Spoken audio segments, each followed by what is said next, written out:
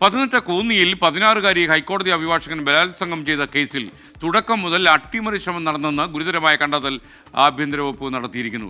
കേസിൽ ഒത്തുതീർപ്പിനായി ഒന്നാം പ്രതി നൌഷാദും രണ്ടാം പ്രതിയും CWC ചെയർമാനെ നേരിൽ കണ്ടുവെന്നും വിവരമുണ്ട്. കേസിൽ വീഴ്ച വരുത്തിയ കോന്നി ഡിവൈഎസ്പിയും CIയെയും സസ്പെൻഡ് ചെയ്തുള്ള ആഭ്യന്തര വകുപ്പിന്റെ ഉത്തരവിലാണ് ഈ കണ്ടെത്തൽ. AB ജയശങ്കർ വിവരങ്ങളുമായി ചേരുന്നു പത്തനംതിട്ടയിൽ നിന്ന്. പറയൂ ജയശങ്കർ.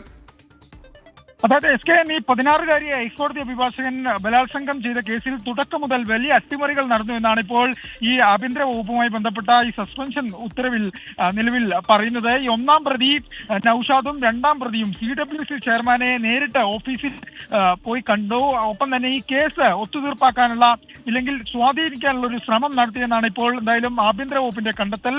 ഈ അതിജീവിതക്കെതിരെ ശക്തമായ നിലപാടെടുക്കുന്നതിൽ ഈ CWCക്ക് ഉൾപ്പെടെ വീഴ്ച വന്നു. ഈ CWCയുടെ റിപ്പോർട്ട് ഉൾപ്പെടെ നൽകാൻ കാലതാമസമെടുത്തു.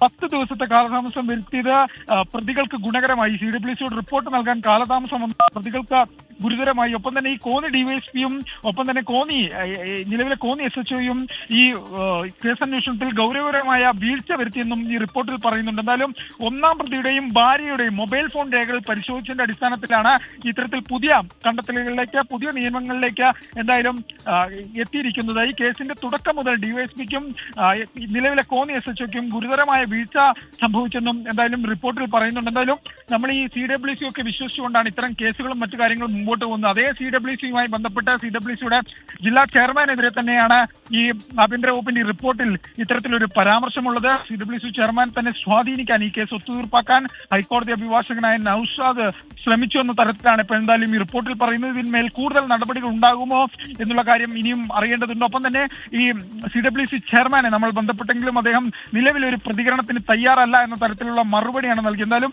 16-കാരിയെ പീഡിപ്പിച്ച ബലാത്സംഗം ചെയ്ത സംഭവത്തിൽ വലിയ അട്ടിമറി നടന്നിരിക്കുന്നു എന്നാണ് AB ജയശങ്കറാണ് വിവരങ്ങൾ നൽകിയത്.